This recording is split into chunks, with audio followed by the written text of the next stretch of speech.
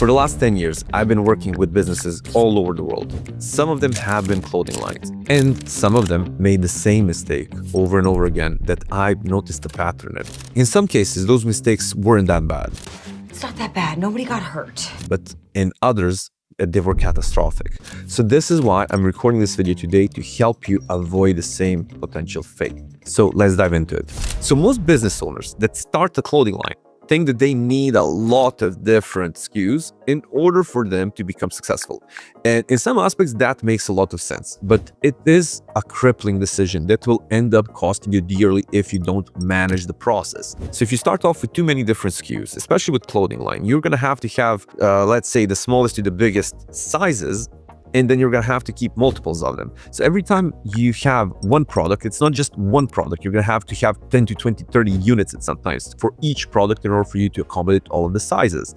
So already the clothing line industry has that disadvantage compared to other e-com businesses or other sales businesses where you have one product, one SKU a lot of the time. The issue with that is that often business owners don't do any research, don't test anything, and just develop the designs because they think they're going to be amazing and they personally like them. And often enough, they sink in a lot of money that they cannot then get back, leaving their advertising to be mainly content and social media, stuff like that just doesn't give them enough flow through of traffic for them to actually get an understanding of what they need to do better. I'm going to later explain how to start off, how to test, and everything's going to make more sense. But the main downsides of having a lot of different SKUs is just the fact that you're going to sell out the best-selling products fast. And so you're going to have this oscillation moment where you're going to have a lot of sales that come in, and then the moment you don't have your best sellers, it's going to flatline, and then you're going to go crazy. Boy, that escalated quickly.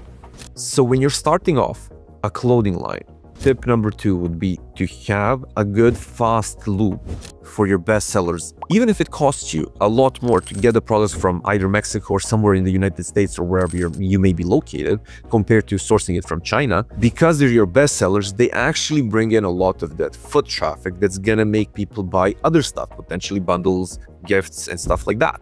But in the case that you lose the main appealing factor of your business, you would have a stagnant period in your business. Here's one example where we worked with pictures where exactly that happened. I told them on the first call, there's a high chance of us selling out the best sellers and then being in a problem if the products cannot be restocked fast enough. And then that happened. We covered the amount of SKUs, we covered the logistics loop so far. The third thing is going to be adding new products to the product line. Often enough, the moment you gain some stability, that's the moment that you want to add new products. The problem with that is that if you don't have a methodical approach on how to introduce new products to your product line or clothing line, you're just going to end up having, again, the same problem where you just keep expanding the SKU, keep expanding the amount of units that you keep in stock, which is going to end up being a bigger and bigger burden on your business financially. And often enough, it happens that then you don't have enough money to advertise and actually sell out the stock. So I'm going to give you some ideas on how to do it. I'm a big fan of doing limited edition series and doing product drops. Why? Because the moment you're doing something like that, you're not obliging yourself to your customers that you're going to keep this non-stop available. You either buy it now or never. And that's the point of the limited edition. So everybody gets the word the moment you say it. That gives you an option to decide later if you want to stock up the product, launch a similar product, or overall never touch it again. Because some products are simply not going to sell. And often enough, especially inexperienced business owners, don't factor that in, that you will have to have some stock that's just not going to move. And then what will you do with that? So that's why for you as the business owner, it's always going to be a much safer option for you to start off with a product drop, hype it up, see how it sells out. And then if it's really good, you can do another product drop. If again it sells out, you can then make it a normal standard part of your inventory. I'll give an example where we worked for Roll and Lifestyle. We had an A2A jacket that sold for $808 and it sold out in record time. The reason why people keep coming to the website was to see if the jacket was back in store often enough. But that's how they saw a lot of the other merchandise and they ended up buying other stuff that was available.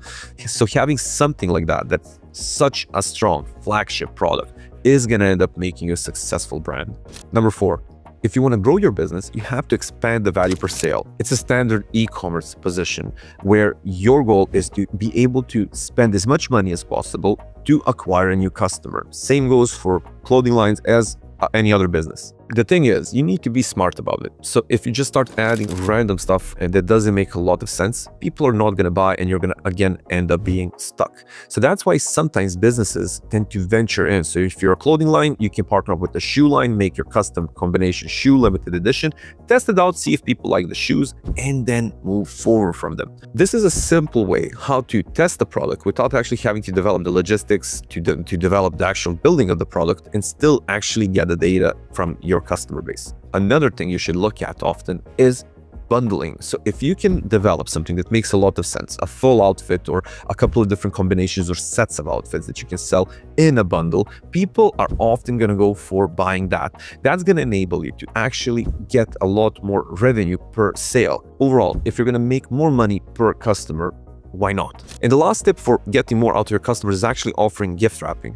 If you can sell your products as a gift, it doubles the utility of the product, which will make your product double useful for the user because they're not just shopping for themselves anymore the moment they notice you can do gift wrapping for them.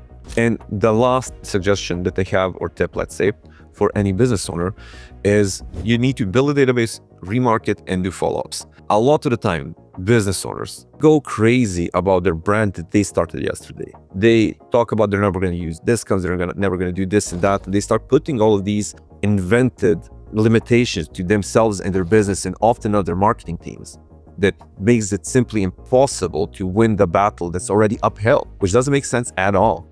What I would look at the moment I start developing a brand is acquiring as much data on the people that buy it so I can understand more what they like, what they dislike, how to develop the future of the brand, and what else to do. That information is going to be worth more than gold.